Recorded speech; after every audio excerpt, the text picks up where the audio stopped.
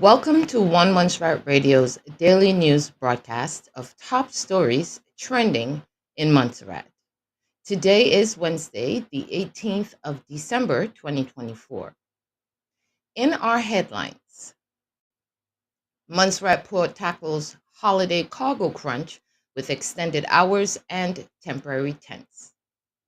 Montserrat's disability inclusive future, a commitment to compassion and progress.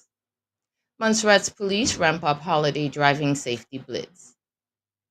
Montserrat's carnival celebration, a healthy balance of festivity and responsibility. And Fly Montserrat pushes for airport upgrades to improve access and safety. The island of Montserrat, known for its stunning volcanic landscapes and resilient community, is facing a seasonal challenge as the Montserrat Port Authority works to alleviate a backlog of containers and cargo.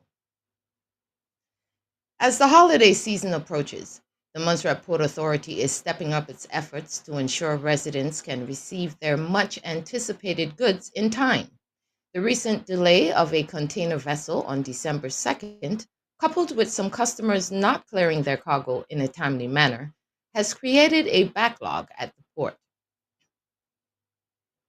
It's a race against the clock, but we're determined to keep Montserrat's supply line flowing smoothly, said Montserrat Port Authority Manager Joseph Ogaro.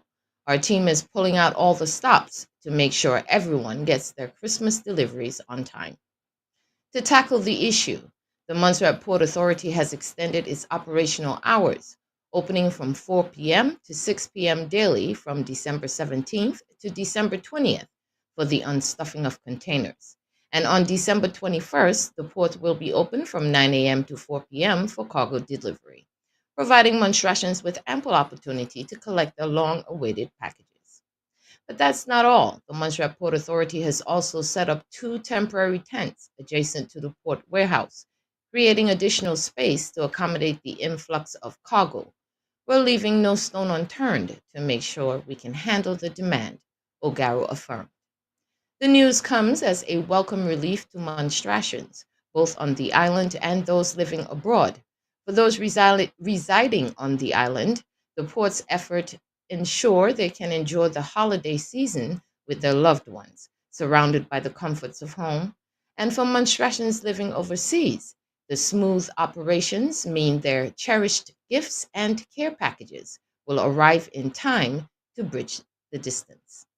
However, the situation also highlights the ongoing challenges faced by the small island nation.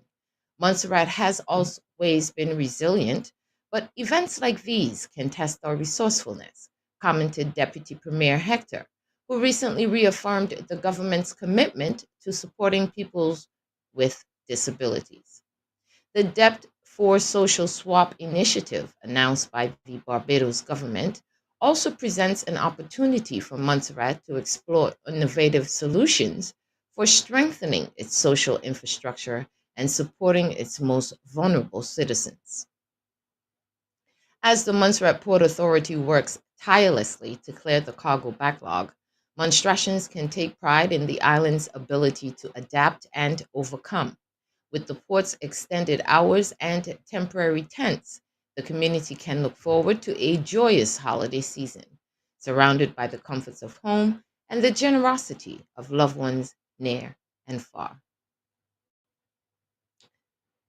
In a heartwarming display of leadership, the government of Montserrat has reaffirmed its unwavering commitment to supporting the island's disabled community. Deputy Premier Honorable Veronica Dorset Hector addressed stakeholders, conveying the administration's resolve to turn the wheels of change and deliver tangible results. This is no longer the time for talk, it's time for action, Honorable Dorset Hector declared with unwavering determination. Her message resonated with the gathered audience, who have long advocated for a more inclusive and accessible Montserrat. The Deputy Premier remarks came during a crucial public meeting where stakeholders were updated on the progress of the national policy on disability. Honorable Dorset Hector expressed her satisfaction with the advancements made, but made it clear that the government is already seeking the necessary resources to propel the policy forward, even before it's formally accepted by the cabinet. We are committed to advancing the policy for the well being and for the good of our people, she stated. This is a social contract, and we will not be doing it alone. We're going to do it together. This collaborative approach is music to the ears of Monstratians, both on the island and those living abroad. For those residing on the island, the government's commitment signifies a brighter future, where the unique needs and challenges faced by the disabled community will be addressed with compassion and care. As a parent, I am filled with hope, shared Janice, a Montserrat resident. Finally, our government is listening and taking decisive steps to improve the lives of our children with special needs. This is the kind of progress we have been waiting for. For Monstratians living abroad overseas, the news is equally heartening. It demonstrates the island's dedication to building an inclusive society, one that values and empowers all its citizens, regardless of their abilities. It's truly inspiring to see Montserrat taking such a bold and proactive stance, said Amelia, a Monstratian living in the United Kingdom. This sends a powerful message to the diaspora that our home is committed to creating an environment where everyone can thrive. However, the road ahead is not without its challenges. Honorable Dorset Hector acknowledged that the government cannot achieve everything at once, but pledged to work incrementally, ensuring that Montserrat's progress in this area is sustainable and impactful. The Deputy Premier's commitment to seek the necessary resources and her emphasis on collaboration with stakeholders are crucial steps in addressing the long-standing inadequacies and conflicts faced by the disabled community. This approach also highlights the government's recognition of the diverse needs and respect perspectives within the community, a testament to their dedication to creating a truly inclusive society. As Montserrat continues to navigate the path towards a more disability inclusive future, the island's resilient spirit shines through. With the government's unwavering leadership and the community's collaborative spirit, Montserrat is poised to become a beacon of compassion and progress, inspiring others in the region and beyond.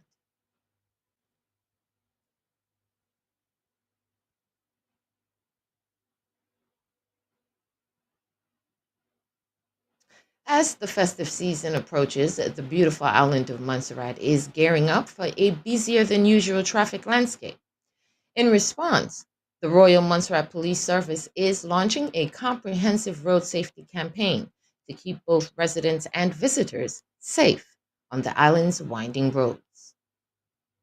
Road safety continues to be a priority for us, especially with the increase in high performance vehicles and the less than perfect road structure we have on the island, explained Inspector Tyrone Fenton, who oversees the Royal Montserrat Police Services, Human Resources, and Traffic Departments.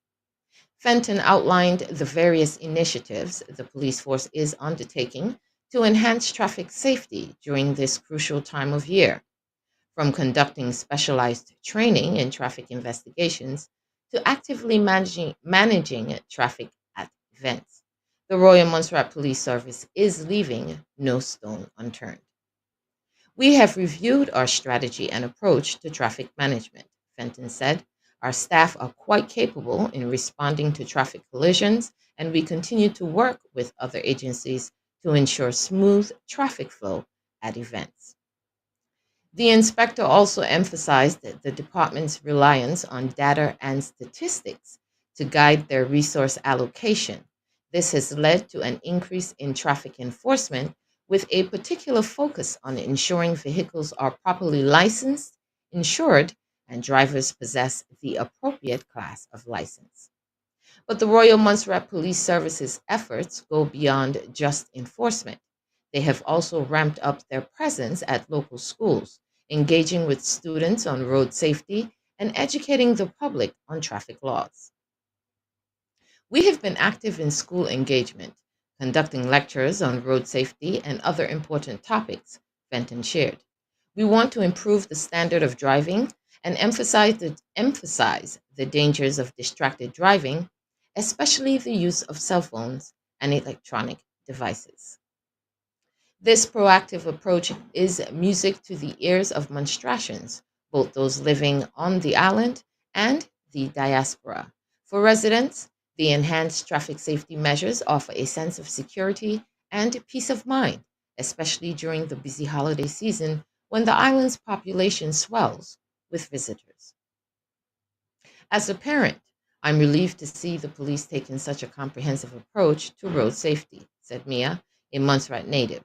With all the extra traffic, it's reassuring to know they are doing everything they can to protect us and our loved ones.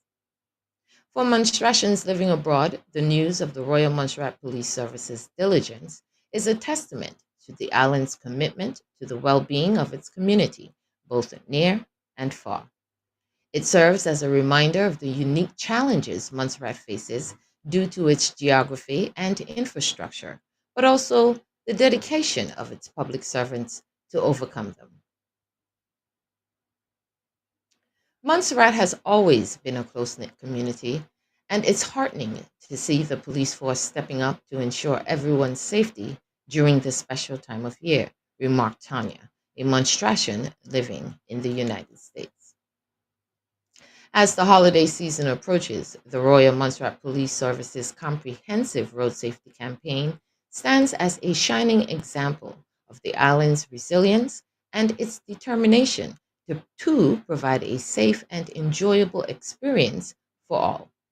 With the police's unwavering commitment to education, enforcement, and collaboration, Montserrat is poised to navigate the festivities with confidence and care.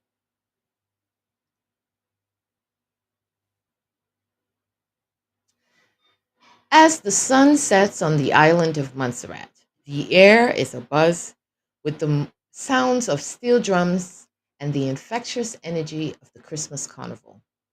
This annual celebration, which runs from December 14th to January 2nd, 2025, is a cherished tradition that brings the community together in a vibrant display of culture and joy. However, amidst the revelry, the Honorable Ingrid Buffon, the Minister of Health, is urging Monstratians to maintain a healthy balance. Speaking on ZJB Radio, Dr. Buffon emphasized the importance of enjoying the festivities while also prioritizing personal well being.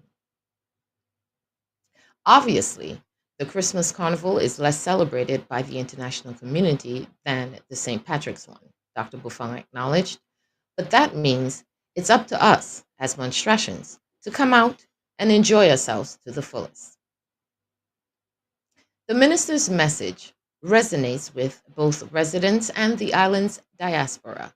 For those living on the island, that is, the carnival offers a much needed respite from the goldfish bowl reality of life in a small community where everyone is seemingly under the watchful eye of the public.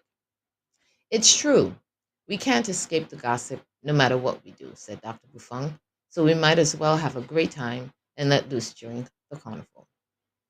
For Monstratians living abroad, the carnival represents a connection to their roots, a chance to immerse themselves in the vibrant culture they do hold it there. However, Dr. Buffon's advice serves as a gentle reminder that even in the midst of revelry, one's health should not be overlooked.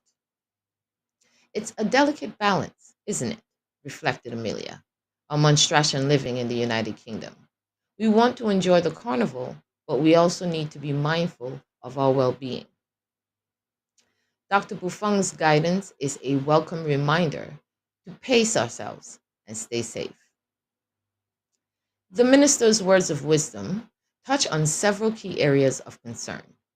from the risk of excessive eating and drinking to the importance of sexual health awareness.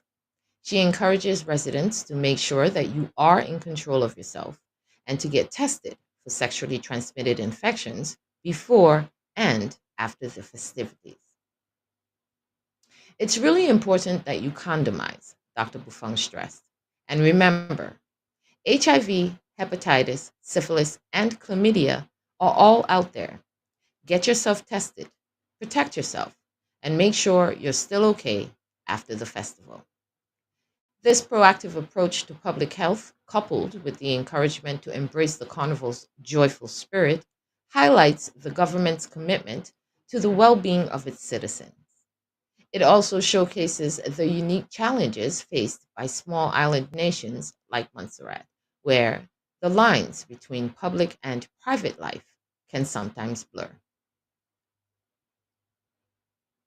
As monstrations gear up for the upcoming carnival, they can take comfort in the knowledge that their government is looking out for their best interests. With Dr. Buffon's guidance, the community can indulge in the festivities while maintaining healthy, responsible outlook, a true testament to the island's resilience and its ability to strike a harmonious balance between celebration and self-care.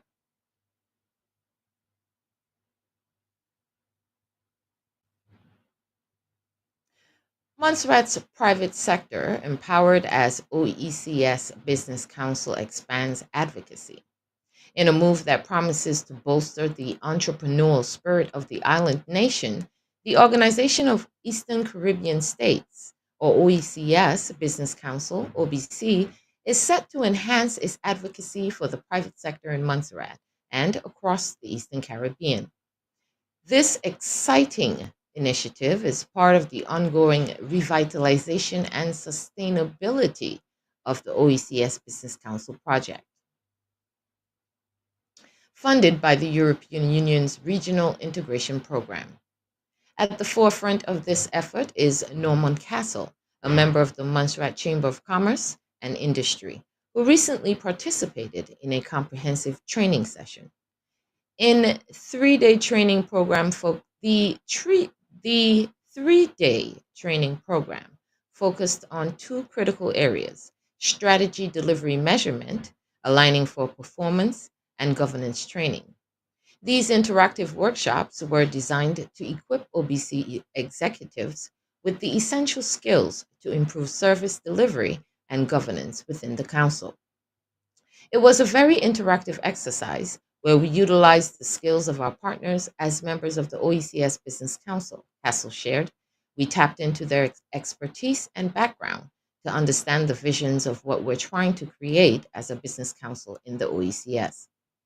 This collaborative approach is music to the ears of Monstration entrepreneurs, both on the island and those living in the diaspora. For residents, the enhanced advocacy of the OBC promises to provide a stronger voice for their businesses, opening up new opportunities for growth and prosperity. As a small business owner on the island, I'm excited to see the OBC take a more proactive role in championing the private sector, said Janice, a local entrepreneur. This could be a real game changer for us, helping to overcome the unique challenges we face on Montserrat. For monstrations living abroad, the news of the OBC's revitalization offers a glimmer of hope for their own business ambitions. The ability to tap into regionally coordinated effort to support the private sector can be a valuable asset for those looking to invest or expand their enterprises back home.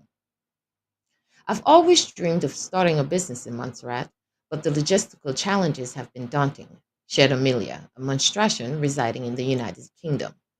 With the OBC's enhanced advocacy, I might just have the confidence to take the plunge and contribute to the island's economic development. However, the road ahead is not without its challenges. The training sessions have not only equipped the OBC executives with new skills, but have also highlighted the need for continued improvement in governance and accountability within the council. The training sessions were really enlightening, Castle acknowledged.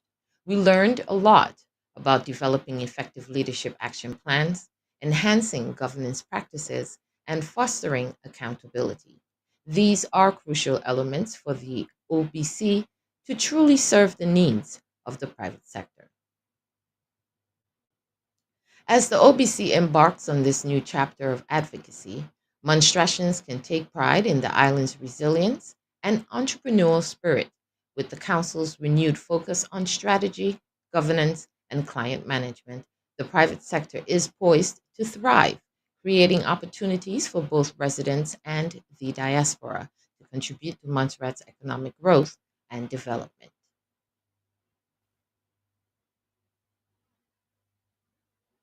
Montserrat Soul Airline, Fly Montserrat, is advocating for improvements to the Honorable John A. Osborne Airport to better serve the island's residents and visitors.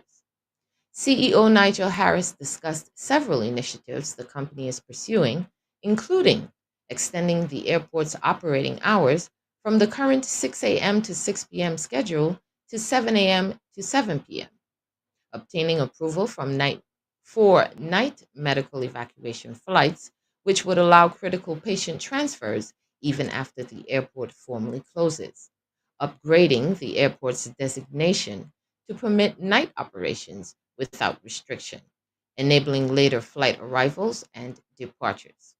Harris emphasized that the airport's 530-meter runway continues to limit aircraft options, with the company looking to acquire more capable Tecnam STOL planes that can carry 50% more passengers than the aging Twin Otters and Islanders currently in use. We need to work closely with our government here and all the stakeholders in upgrading our aircraft away from geriatric Islanders or Twin Otters to a more modern aircraft, Harris said. The CEO acknowledged the challenges of staffing the airline, noting a shortage of skilled professionals like accountants and pilots on the island. Fly Montserrat is working to train local maintenance engineers, but continues to parachute in pilots from overseas. Overall, Harris stressed the importance of improving access and safety at the Montserrat Airport to better serve the local community, both for those residing on the island and Monstratians living abroad who frequently travel back and forth. The high cost of air travel between Montserrat and its neighboring islands, particularly Antigua, has long been a source of frustration for residents. Flights as short as 15 to 20 minutes can rival prices of much longer regional routes.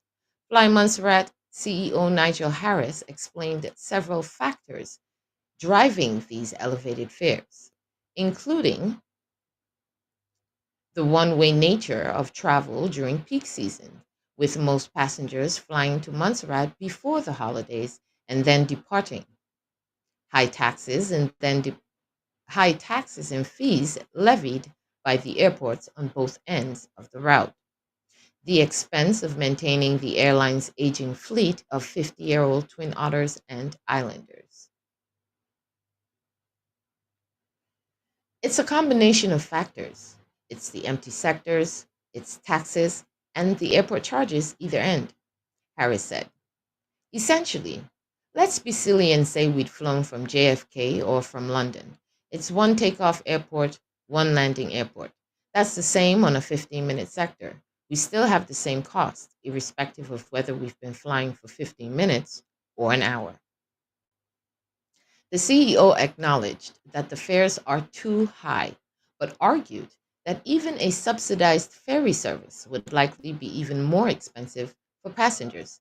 He emphasized Fly Montserrat's efforts to acquire more modern, efficient aircraft like Tecnam STOL to help reduce operating costs and potentially lower ticket prices. Montserrat travelers have long complained about Fly Montserrat's policy of not refunding tickets when passengers miss flights due to delays on their incoming connections. The airline's CEO addressed these concerns, explaining the rationale behind the no refund stance. If people don't tell us that they're going to be late more than 6 hours before, essentially, that seat that they book is available to them, Harris said. If they don't show up, they're a no-show. Therefore, their seat that they booked and paid for travels empty. We flew back yesterday. I haven't got the exact number, but I believe 7 or 8 empty seats that people had paid for. Someone has to pay for that. Harris noted that the issue is compounded by passengers booking flights that aren't scheduled to land in Antigua with enough time to clear customs and immigration before Fly Montserrat's final departure. He suggested the company may consider implementing a WhatsApp hotline to allow last minute updates and changes. While acknowledging passenger frustrations, the CEO maintained that Fly Montserrat's refund policy is in line with common industry practice. If a seat flies empty, someone has to absorb that cost. The Honorable John Osborne Airport in Montserrat was originally designed to accommodate fully loaded Twin Otter aircraft, but the facility has seen its capabilities diminish over time. CEO Nigel Harris addressed concerns about this apparent regression. Rules change, legislation change, and the runway is actually getting smaller. I don't mean in terms of tarmac, but in terms of our performance calculations. Safety is paramount, Harris explained. So rules are made to increase safety. Sometimes that results in in runways in numbers, terms shrinking, and that's what happens in Montserrat. It was built with 600 meters. We're down to 530. The Fly Montserrat leader argued that airports are not built for a specific aircraft type, but rather to maximize the usable runway length given the available land. He pointed to the evolving nature of aviation, with newer planes like the Tecnam Stoll offering improved performance and environmental sustainability compared to airlines' aging fleet. Harris emphasized that Fly Montserrat is focused on working with the Montserrat government and other stakeholders to find solutions that balance safety requirements with the need for improved accessibility, including extending the airport's operating hours and pursuing approval for night medical evacuation flights.